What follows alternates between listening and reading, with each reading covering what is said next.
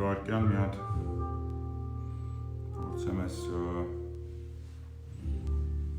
տեղադրեմ image-ին մի վարկյան ու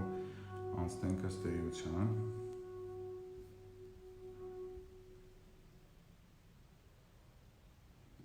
մի վարքյանից կներեք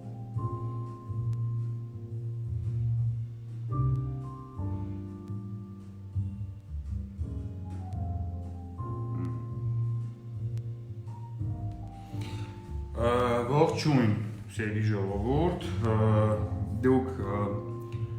ըստ էության ականատես եք լինում մի հատ ինչ-որ կրիմինալ սագայի որը արդեն նույնիսկ չեմ հիշում երբ ա սկսվել խոսքը վերաբերվում է Լարիսա Մինասյանի շատ սիրելի պերսոնաժ Դավիթ Սանասարյանի մի անձի որը ընդամենը մի քանի ամսով զբաղեցրեց պետական պաշտոն ու այդ ամիսների ընթացքում հասցրեց շատ լուրջ քրեական պատմությունների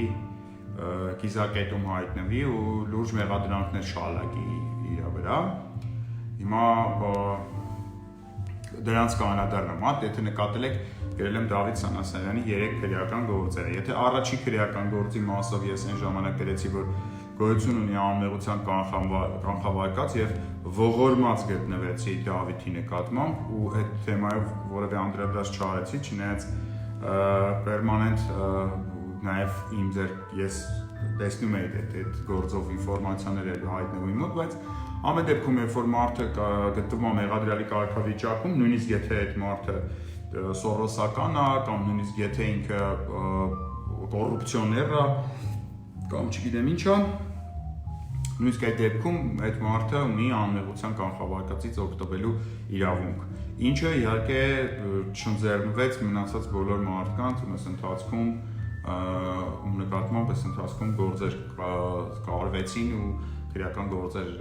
հարուցվեցին ու այդ մարդկանց մեղադրանքներ առաջադրվեցին, անպայման այդ մարդկանց նախնական այսպես խայտառակելու process-ի մեջով էին անցկացնում անմեղության կանխավարկածը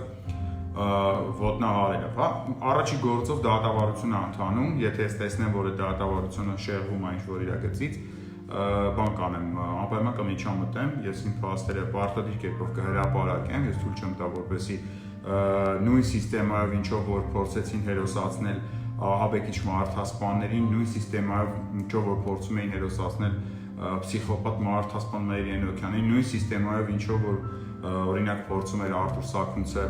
կեղծ եւ սուտ տեղեկություններ տարածելով հերոսացներ այն հանցագործինով այն աղջկան պատանդ էր վերցել ու դանակը դրել էր վզին ու սպանության սպառնալիք էր հասցնում, որ ոստիկանները վնասազերծեցին սնայպերով կհիշի։ Այդ բոլոր մարդկանց նկատմամբ, այդ բոլոր հանցագործների նկատմամբ եղել է հերոսացման process, այդ հերոսացմանը լծվել են սորոսական մեդիաները, գիտեք արդեն ովքեր են, իդեպ մյուս շաբաթվանից սկսելու ենք արդեն այդ Սորոսի այդ գործակալական ցանցի այդ մեփինգի պատի մոտից եթերները իրենց բացատրություններով այդ առանձին հետաքրքիր փուլ առնելու դուք պետք է այդ տականքներին, այդ Սորոսի վաստակներին դեմքարդեմք ճանաչեք, որպեսզի իմանաք տեղը բերեք այդ մարդկանց, ովքեր փողի դիմաց վաճառում են իրանց հայրենիքը։ Այդ հերոսացման, այդ կեղծ հերոսացման process-ը ինքը պետք է կանխվի հենց այս փուլում, այսինքն երբ որ նույն այդ Սորոսի ծառերի դեպքում մի քիչ հապաղում եղավ պետության կողմից, իրանք արդեն կարծես թե փորձեցին այդ հերոսի դիրքերում տեղավորվեն ու բան անեն։ Ինչևէ, առաջի քրեական գործը պարզ է, դա որն է, դա այն կոռուպցիոն սխեման է, որում մեղադրվում է, որում մեղադրյալ Դավիթ Սանասարյանը գտնվում է դատարանում մեղադրյալի աթոռին, եւ ինչպես միշտ կան ապուշներ, կան մարդիկ, ովքեր ապուշացած են կամ Սորոսից են, սորոսական են, Սորոսից փողեր են ստանում, իրանք տենց միշտ մտնում են դակում են Դավիթ դու անմեղ ես, քո աչքերն են մեղավոր բանսս բաներ են գրում, իրականում իրանք շատ խնդալու վիճակում են հայտնվելու։ Ես խնդրում եմ բոլոր մեր համակիրներին, եթե կտեսնեք միտեղ որտեղ որ այդ գործով, կոնկրետ այդ գործով, քրեական գործով, որից է միտեղ հերոսացնում են Դավիթ Սանասարյանին, պարտադիր սկրին եք անում եւ ուղարկում եք ինձ։ Մենք այդ ամեն ինչը պահպանում ենք, որովհետեւ X փուլում ես խոստանում եմ ձեզ, պայթացնելու եմ այս թեմայով բանը, ինֆորմացիոն, եթե հանգած դատարանը իր բարձունքի վրա չգտնվեց, այդ ժամանակ կուզենամ տեսնեմ այն ծորոսականների դեմքերը, ովքեր որ Լարիսա Մինասյանի սիրելի Դավիթ Սանասարյանին փորձում էին մեղադրյալ Դավիթ Սանասարյանին փորձում էին հերոսացնել, անկապ ինչ-որ տենց արդարացնել եւ այլն։ Երկրորդ քրեական գործը ինքը առանձնանում է իր բարոյական կողմով, բարոյական ասպեկտը երկրորդ քրեական գործի շատ ավելի ծանր է, քան իր իրավական ասպեկտը։ Ինչպես գիտեք, այսօր քրեական գործ է հարուցվել քրեական օրենսգրքի 242 հոդվածի առաջին մասը։ Դա այն հոդվածն է, եթե մի քիչ ավելի տենց հայերեն ասեմ, դա նշանակում է, ինչ փաստերն եմ ասում, հա, փաստ։ Արդեն ապացուցված փաստ է, որ երեխան ավտովթարի է ենթարկվել, ինչը ես հիշում եք շաբաթներ առաջ ինչի մասին ես հայտարարեցի։ Ինչի շուրջ Դավիթ Սանասարյանը չունեցավ այդքան բարոյականություն եւ այդքան, այսպես ասեմ, դուխ, որ ընդունի իր արարքը, իդեպ ասեմ ձեզ, ցանկացած մարդու հետ դա կարող պատահել, այսինքն ցանկացած ոչ մեկ ապահովագրված չի ավտովթարից, այդ թվում նաեւ ես։ Ասեմ ավելին, եթե այդ օրերին ես Դավիթին հանկարծ փողոցում հանդիպեի, անկախ իմ ունեցած իրավերի նկատմամբ վերաբերմունքից, ինքն ինձ ասեր, նայ ջան, մի հատ երեխայի եմ ավտովթարի ենթարկել, պետքա մոտոց ճիշտ ասած փող չկա, պետքա այդ երեխայի բուժման հարցերը լուծել, ես երդվում եմ ձեզ, ես անպայման կօգտակար կլինեի ու ոչ միտեղ այդ մասին չէի խոսա, չէի բանանի։ Բայց Դավիթ Սանասարյանը փաստ է արդեն, դա ապացուցված փաստ է, որ դատաբժշկի եզրակացության, որ երեխան ստացել է միջին ծանրության մարմնական վնասվածք։ Սա փաստ է արդեն։ Սա կրկնում եմ, արձանագրված փաստ է։ Սա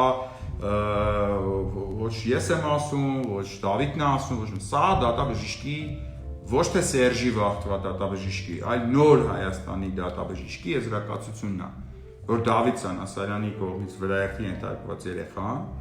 ստացել է միջին մարմնական վնասվածք եւ ունեցել է անաշխատունակություն, այսինքն մոտ 2 ամիս է, ինքը կարծեմ եթե չեմ սխալվում, մինչեւ հիմա դպրոց չի կարող հաճախի, չի կարող քայլի այդ երեխան, հասկանում եք։ Սա փաստ է։ Փաստ է, որ Դավիթ Սանասարյանը չի տարել այդ երեխուն հիվանդանոց, այդ երեխուն տարել է մայրը։ Փաստ է, որ Դավիթ Սանասարյանը հիվանդանոցում փորձել է կողոցքի լղոզի գործերը եւ իրավապահ մարմինները ինչ որ մի հատ կախարդական փայտիկի, այդպես ասեմ, հարվածով ամբողջությամբ դուրս են մնացել այս process-ից։ Այսինքն անչափահաս 9 տարեկան երեխուն բերել են հիվանդանոց, կրկնում եմ, փաստով, արդեն փաստ է դա, միջին մարմնական միջին աստիճանի մարմնական վնաս։ Եվ իրավապահները, ինչպես ասում են, էշի ականջում քնած են եղել։ Իրավապահները այս process-ից դուրս են մնացել։ Դավիթ Սանասարյանը օգտագործել է իր հանրային դիրքը, իր պաշտոնական ինտերնետը վերականգնվեց, ինչպես տեսնում եք, կրկնեմ այդ մասը, որտեղ չգիտեմ գնացել է թե չէ, փաստա որ իրավապահ համակարգը այս ամբողջ process-ների մեջից դուրս է մնացել։ Իրավապահ համակարգը որպես այդպիսին չի մասնակցել 9 տարեկան երեխայի վրայերթի դեպքի հետ կապված որևէ process-ին։ Փաստա որ բժիշկները չեն արձանագրել այդ մասին։ Փաստա որ ինչ որ մարդկանց, ինչ որ անբարոյական մարդկանց խումբ փորձել է հերոսացնի վրայերթ 9 տարեկան երեխային վրայերթի ենթարկած անձնավորությանը, հա, այսինքն փաստա որ մեր երկրում կան այդպիսի տականքներ, ովքեր պատրաստ են 9 տարեկան երեխայի վրայերթի դեպքը ոչ միայն կոծկել տան, ոչ միայն լղոզել տան, այլ նաև ամբողջությամբ լծվեն, զբաղվեն այդ վրայերթի ենթարկած վարորդի հերոսացմամբ։ Սա փաստ է։ Այլևս։ Այսինքն ինքը որևէ ապացուցման կարիք կամ բան չունի։ Սա ապացուցված է։ Այդ գործի շրջանակներում հարուցվել է քրեական գործ։ Կրկնում եմ 242 հոդվածի առաջին մասով։ Այլևս փաստ է դա։ Այսինքն այն մարդիկ, ովքեր որ այս ընթացքում փորձել են հերոսացնել երեխային վրայերթի ենթարկած վարորդին, իրանք պրոստը տականքներ են։ Իրանք մարդիկ են, ովքեր բարոյականություն չունեն։ Հասկանում եք։ Հիմա գնում ենք ավելի, դուք տեսաք որ այստեղ մենք գործ ունենք պետության մեջ սիստեմայի հետ, հա, ինչա դա իրանց նշանակում, դա ինչա իրանց դա ենթադրում։ Դա ենթադրում է, որ մեր պետության ներսում կարա ինչ-որ մեկը, ով որ ունի Սորոսի ցանցի հովանավորությունը, ձեր երեխային, 9 տարեկան երեխային վրաերթի ենթարկի,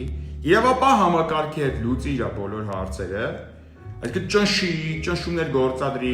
իրավապահ համակարգի ուշադրությունից դուրս հանի այնքան ժամանակ մինչև որ ինչ-որ մի լրագրող փորձի այդ հարցը հանի, այդ հարցադրումները հանի արդեն հանրության առաջ, նոր իրավապահ համակարգը սկսի իրար գալ ու արձագանքել այս թեմային։ Փաստա որ այդ պետության մեջ սիստեմի մեջ նաև ներառվում է որ գոյություն ունի առողջապահական համակարգի վրա ճնշում, այսինքն բժիշկների վրա եղել է ինչ-որ ճնշում, որ բժիշկները չեն դիմել ոստիկանություն։ Այսինքն այդ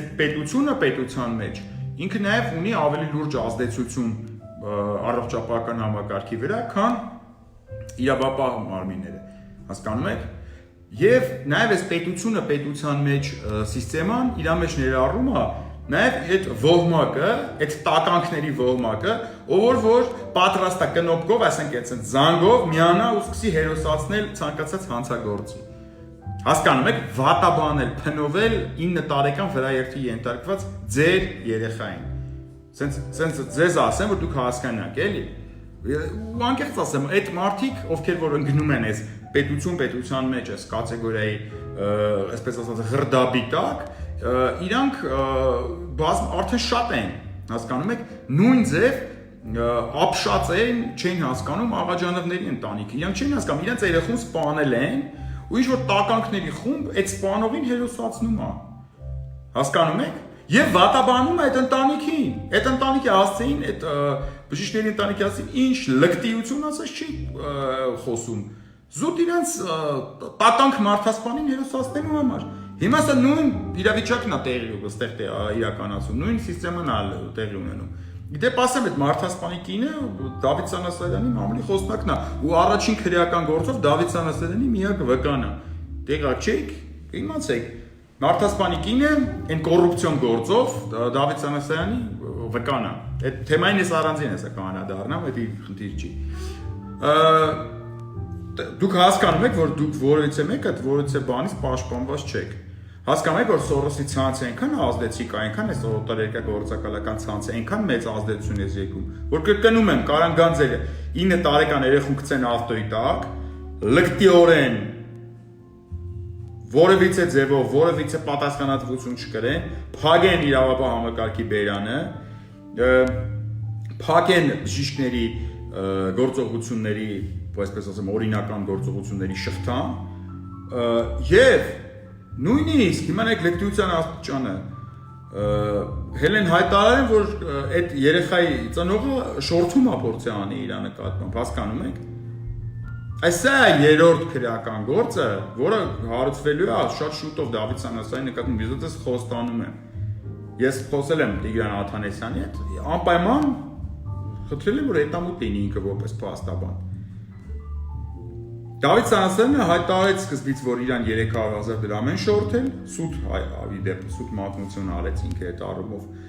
Հաջորդ օրը հասկացավ, որ շատ մեծ սխալ արել, որտեղ 300,000 ընկնում է խոշոր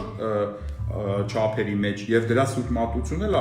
լուրջ հետևանքներ կունենա Դավիթ Սանասարյանի վրա։ Թուրք միջև ազատազրկման, այսինքն եթե ապացուցվի որ Դավիթ Սանասարյանը սուտ մատուցումն որ 300,000 դրամ են շորթել, փորձել շորթել իրան ազատազրկում է սպասում։ Ինքը հաջորդ օրվա իր լայվում իջացրեց այդ թիվը 300,000-ից ցակեց 100,000, ասեց ինձ 100,000-ի են փորձել շորթել։ Հասկանում եք, էլի իշնելու տեղ ունես Դավիթ ջան, ոնց որ թե կարող է չեն շորթել ընդհանրապես, դու այս ամեն ինչը հորինել ես, որպեսզի քո կաշին փրկես։ Այս ամեն ինչը շառ ես անում քո կողմից վրաերթի ենթարկված երեխու ընտանիքի վրա, որպեսզի քո կաշին փրկես, տղա ջան։ Հասկանում եք։ Երկրորդ մասով արդեն գործը կա հարուցված, երկրորդ էպիզոդը քրեական գործը Դավիթ Սանասարյանի մասով։ Երրորդը լինելու է, ես դա ձեզ խոստանում եմ, Դավիթ Սանասարյանը արդեն իսկ գտնվում է իմ ամբողջական ուշադրության ներքո։ Դավիթ Սանասարյանի մասով ես ունեմ արդեն որոշակի, այսպես ասեմ, մոտիվացիա այս թեմայով զբաղվելու։ որովհետև Դավիթ Սանասարյանը անցավ բարոյականության բոլոր չափերը, այսինքն նույնիսկ կոռուպցիոն առումով ինքը այնպես անբարոյական թեմայի մեջ խոթվեց 9 տարեկան երեխուն տես ավտոյի տակ գցեց, հետո հելավ ասեց չեմ արել, հետո ասեց կատու էր, հետո ասեց շորթում էին, հետո ասեց եսին ինչ, ու ինչ որ ապուշների բանակ խնդալու դեմքեր, ապուշների բանակ իր ամեն ստից հետո տակը Դավիթ ջան, մենք քեզ հավատում ենք, այդ մարդիկ հատուկ այդ երեխային ունեցել էին, որ տես գցեին քո ավտոյի տակ,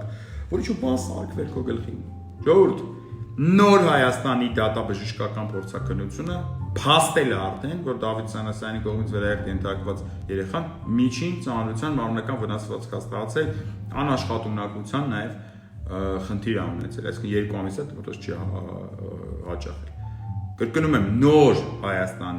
նոր Հայաստանի դատաբժիշկները փաստել են, դա փաստ է, գրավոր փաստ է, ժողովուրդ։ Այդ փաստով ծարից ծեծելու եմ, ով որ այդ փաստով եմ տպելու, ով որ Facebook-ում կմտնի եշեշ կխոսա։ Այդ փաստը այս բայց կսած դրվել է բոլոր ապուշների բեկնաբանությունների տակ։ Եվ մի հատ շատ կարևոր բան էր, որ այս թեման էլի կրկին անգամ բացվեց։ Մեր իրավապաշտպանները մեռել են, սատկել են մեր իրավապաշտպանները։ Տարիներ շարունակ ինչ-որ խումբ է եղել, որ ինքը իրան հռչակել է իրավապաշտպաններ։ Դուք նկատում եք, որ այդ ոչ մի իրավապաշտպան այդ վթարի ենթարկված երեխայի իրավունքները չփորձեց պաշտպանի։ Ոչ մի իրավապաշտպան չի փորձել այդ վթարի ենթարկված երեխայի իրավունքները պաշտպանի։ Ուրեմն ես պաշտոնապես ասում եմ, բոլոր այն իրավապաշտպանները, ովքեր այդ երեխայի իրավունքները չպաշտպանեցին, իրանք անբարոյականներ են։ Իրանք օտարերկրյա գործակալներ են, ովքեր փողի դիմաց պատրաստ են պաշտպանել միայն հանցագործների եւ իրանց ով պատվերը տա դրանց իրավունքները։ Եվ իրանց հետ ընդհանրապես ես իրանց որպես նույնիսկ ասենց ասեմ օբյեկտիվ մարդ չեմ համարում, իրանց հետ ոչ վեճ բանավեճ չեմ կարող ունենամ, հասկանում եք։ Իրանք իմ համար ինձանից ցածր մարդիկ են, ովքեր փողի դիմաց կարան 9 տարեկան երեխուն վրա երթի ենթարկածին արդարացնեն, հերոսացնեն, իսկ այդ երեխայի հարցերով չզբաղվեն։ Ոչ թե մեկի մտքով չանցնի մի հատ այդ երեխուն հասկանա, այդ երեխա կա այդ թեմայի մեջ։ Ինչ կա, կարող է բուժման հարց կա, մենակ մի աղջիկ ցանկություն հայտնեց, այլ այս թեմայի հետ կապ չունեցող զուտ մարդկային բաներ ձեռելով այդ երեխայի բժշկական ծախսերը վերցրեց իր վրա եւ իրականացրեց։ Ինչեւ հիմա այդ ծախսերը իրականացվում է։ Դա երեխան նաեւ բժշկական եւ այլ ծախսեր ունի, մարդիկ որոշեցին օգտեն օգտակար լինեն։ Հասկանում եք, որ գոյություն չունեն իրավապաշտպաններ։ Հասկանում եք, որ կարա ձեր երեխուն մեկը գցի ավտոյի տակ, այդ իրավապաշտպանների ոհմակը գա այդ մարդուն հերոսացնի։ Ձեր երեխուն էլ սարքի հանցագործ։ Ձեզ էլ ասի դուք հատուկ այդ երեխուն ունեցել եք, որ գցեք մեր սուրբ տավարի ցավի ավտոյի տակ։ Ուրեմն ասենց ասեմ ձեզ, Ժորժ ջան, մի քիչ էմոցիաները շատ է, բայց ոնց հասկացա, ստախոսությունը շարունակվում է։ Նաև տեղեկացնեմ ձեզ, որ քրեական գործը հարուցվել է Դավիթ Սանասարյանի Յանի իբրտետ շորթման բանով, այդ գործը որևէ իրավական հեռանկար չունի, ես խոսել եմ փաստաբանի հետ, այս լայվից առաջ նաև հասկացել եմ։ Առես պահը Դավիթ Սանասարյանը խուսափում է նույնիսկ այդ շորթման պահով, որից այդ ձևով կա բացատրություն տա կամ որից այդ ձևով ինչ-որ բան գրի։ Ինչի, որովհետև ինքը հասկանում է, որ ցանկացած բան ինքը որ գրեց, էդի հիմք է լինելու իր նկատմամբ սուտ մատնության գործ, հակընդդեմ գործ հարուցելու համար։ Այսինքն Դավիթ Սանասարյանը պարտադիր ես խոստանում եմ, երրորդ քրեական գործով անցնելու է, դա սուտ մատնությունն է։ Այս թեմա։ Ու դուք տեսնելու եք ինչքան տականք կարա լինի մարդը, որ երեխուն գցի ավտոյի տակ մորվրել, չեմ ուզում ասեմ, քֆուրտամ ինչի շարանի, էլի որ ինչ հատ է կաշին պրծացնի, այդ է իրանց։ Ուզում եմ հասկանաք, որ ինչպիսի մարդիկ կան, էլի որ իրանք տարիներ շարունակ արդարության, ես իմ ինչության, անունից խոսացել են ինչ-որ բոսյակներ ու հիմա եկել են, ասենք մի քիչ պաշտոնական լիազորություններ են ստացել եւ ինչով են զբաղված։ Սա արդեն մի քանի ամիս այդ մարդը պաշտոնավարեց ու արդեն տեսնում ենք արդեն քանի հատ գործի մեջ է թաթախված։ Մի քիչ երկար էլ են, ես պատկասում ինչ մեծ կրկանքի մեջ էինք մենք բոլորս հայտնվելու։ Լավ է որ կենթադրում եմ բոլորի համար, այդ թվում նաև այդ առումով նաև ողջունում եմ վարչապետի նաև եթե այդպես թիմային որոշում կա, որ այդ մարդուց կոնկրետ այդ կտորից, այդ հատվածից ձերբազատվելու, եթե դա անկեղծ է, ասենց ասեմ, ես սպասում եմ նաև իրավական process-ների եմ սպասում ես ամեն ինչից։ Սա չի կարող կրկեսով վերջանալ։ Այս գործը ես անընդհատ հանելու եմ, դնելու եմ սաղի առաջ։ Այս գործով եթե կոծկում գնաց, այդ 9 տարեկան երեխու վթարի ու այդ 9 տարեկան երեխու ամբողջ պատասխանատվությունը գործող իշխանության վզին ամենալու։ Այն մարդկանց վզին, ովքեր որ հանցակից են դառնալու վարորդի վրայերթի ենթարկած վարորդի նկատմամբ այդ գործը կոծկելու։ Այս գործը գնալու է մինչև վերջա գնալու, ես դա խոստանում եմ։ Դուք քայլ առ քայլ բացահայտումները տեսնելու եք, ու դա լինելու հրապարակային։ Ամբողջությամբ հրապարակային է ալնելու։ Անընդհատ հրապարակայնություն է ալնելու այս ամենի այս բոլոր process-ների շուրջ, որտեղ հենց մի քիչ լռում ես, հենց մի քիչ բան ես անում, իրանք իրանց ինչ-որ ապուշ օրինվածքներ են բանանում։ Այսքան է այս առայժմ այս մասով հավատացած եղեք այն շորտման մասով գործը կոչկվելա շորտման մասով որ հարուցված այդ սուտ մատնությամբ այդ քրեական գործը դա կարճվելու է, դա որևէ իրավական ապագա չունեցող գործ է, որևէ բան չկա, հավատացնում եմ ձեզ, որևէ մեկը Դավիթյանից երբեք որևէ մի դրամ անգամ չի ոչ խնդրել, ոչ պահանջել, սա ես ձեզ ամբողջ պատասխանատվությամբ եմ ասում եւ չկա տենց բան, ավելին ասեմ, դες ծնողը ինքն է զանգ է, թքե մրե Դավիթին, ասա խնդրում եմ այլևս այստեղ չզանգես, այս համարով չզանգես, տղա ջան, զուտ դա իմանաք նրա համար, որ ծնողը շատ լուրջ թասիբիտել անձնավորություն է, այսինքն ինքն է բշտել ու ռադարել անպատասխանատու եւ անամոթ մարդուն իր կյանքից, այլ ոչ թե ինչ-որ բան ուզել իրանից եւ այլն։ Այդ մարդիկ պատիվել ունեն, ինքնասիրություններ ունեն, ես դա տեսնում եմ եւ ենթադրում եմ մինչեւ վերջ կգնան։ Այս պայմանությամբ այսքանը Ժողովուրդ ջան, ընթացիկ կմտնեմ լայվ, հա, վաղ ժամը 3-ին Էրեբունի հյուրանոցի մոտ վետոն նաեւ ի թիվս այլ կազմակերպությունների միանում է ու Ստամբուլյան կոնվենցիայի հետ կապված բան անելու ցույցի մասնակցելու։ Եթե ցանկություն ունեք մեր հետ շփվելու, կարող եք գալ եւ ցույցին ներկա լինել, մասնակցել, մնացած բոլոր հարցերը այնտեղ կխոսեմ։ Լավ մնացեք ու հիշեք, երբեք կյանքում որից մեկը հանգած համարձակություն չունենա իմ պատին գրած որոցը բանը կասկածի տակ վերցնի։ Իմ պատին եթե մի բան դրած է, դրա տակ շատ լուրջ նաեւ research աշխատանք կա դրած։ Հենց այնպես ոչ մի բան դրած չի լինում, էլի երբեք իմ պատի վրա։ Լավ մնացեք, Ժողովուրդ ջան, կհանդիպենք։